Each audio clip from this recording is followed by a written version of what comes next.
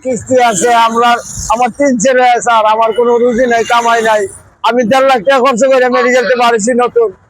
আমি গাড়িটা লয়ে পারিছি স্যার, আমার গাড়িটা নিচে গা। আমি কালকে থেকে না খাই আছি। আমরা প্রতিবন্ধী ল্যাংরা তোর গাড়ি দিয়ে দিয়েছেন স্যার। ভালো ভালো মানুষের গাড়ি চালাইতেছে, আমরা টাউনের বাইরে গিয়ে চালাইবো স্যার, গলির ভিতরতে পারিতাম না, মেন রোড হইতাম না। আমরা গাড়ি দিয়েছেন স্যার, আপনার হাতে ধরি পায়ে ধরি স্যার। আপনার কিস্তি আছে স্যার, আপনার ছেলে মেয়ে আছে স্যার। আমরা খুব কষ্টে আছি না খাওয়া গাড়িটি নেওয়ার পর থেকে। আপনি গলির ভিতরতে পারিতাম না, আমরা গাড়িটি দিয়েছেন স্যার। স্যার আমি একজন প্রতিবন্ধী লোক, আগে স্যার মানুষের কাছে হাত পিছিয়ে খাইতাম। এখন স্যার একজনের দয়া করছে স্যার, একটা গাড়ি দিয়েছে স্যার। এখন স্যার এই গাড়িটা স্যার আমি চালাইয়া আমার বাচ্চা লেগেছি, আমি চলে স্যার।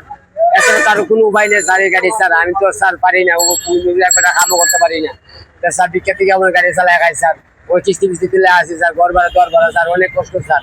স্যার আমরা টাউন কোন আমরা চলি বলে সিপাই সাপাই চালামু তো স্যার, আমাদের গাড়িটা স্যার একটু দয়া করে স্যার, প্লিজ স্যার। আপনার মায়া লাগে স্যার, আমরা দয়া করি স্যার। আমরা গরিব মানুষ স্যার, অসহায় মানুষ স্যার। এর থেকে অসহায় আর পৃথিবীতে আর কিছু হইতে পারে না। আমরা অসহায় মানুষ, আপনারা মায়া করলে আমরা বাচ্চা থাকতাম। আপনারা 10 জন মায়া করেন, আমরা গাড়ি দিয়ে না, আমরা চিবা সাবার চালামো। আমরা টাউনের ভিতরে আইতাম না স্যার। আপনারা সকলে দয়া করেন, প্রতিবন্ধী মানুষ হিসাবে আপনারা মায়া দয়া করে আপনারা একটু সহযোগিতা করেন। আমি অটো রিক্সা চালাই। ব্যাটারি চালিত অটো রিক্সা? জি, ব্যাটারি চালিত অটো রিক্সা। ব্যাটারি চালিত অটো রিক্সা তো চালানো নিষিদ্ধ? নিষেধ আবার ঠিক আছে, কিন্তু প্রতিবন্ধী মানুষের একবার হইলো সুযোগ দেওয়া লাগে। আমরা গাড়ি খুব কষ্ট করে কিস্তি মিস্তি উঠাই আব্বা আনছি। হ্যাঁ, আমরা আর টাউনও আইতাম না আব্বা, আপনারা একবার আপনারা সুযোগ দিয়া দেন। আসসালামু আলাইকুম। আমরা হইলাম প্রতিবন্ধী মানুষ, আমরা কর্ম খাইতে চাই, মানুষের হাত থাকতে খাইছেন। আমরা একটা কর্ম দেওয়ার জন্য মাননীয় প্রশাসনের কাছে, বিশেষভাবে ডিসি সাহেবের কাছে আমি গেছিলাম। ডিসি সাহেবের পার পর্যন্ত করছি, ডিসি সাহেব আমার কথা শুনে নাই, আরো আমার গল্প পার করে দিচ্ছি।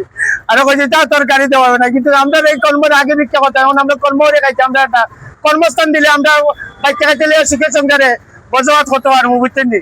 আর আমরা এই মেন রোড আইতাম, আমরা করলে বিলে চালিয়ে বাচ্চা চালিয়ে যেতাম না। কিস্তি তুললে আমি একটা গাড়ি লইছি। আর আমার কোনো জনপদ না, আমার বাড়িঘর কিচ্ছু নাই। এই সিলেট 17 নম্বর ওয়ার্ডও আমার অসুস্থ হইয়া পড়ার পরে আমি পাতা পাইছে, ওই থেকে আমার বাচ্চা কাচ্চা লইয়া আমি সংসার করি। এই ধরনের আমার অনুরোধ, বিশেষ ভাবে অনুরোধ আমার সরকারের কাছে, আমরা এই একটা ব্যবস্থা করে দিবার।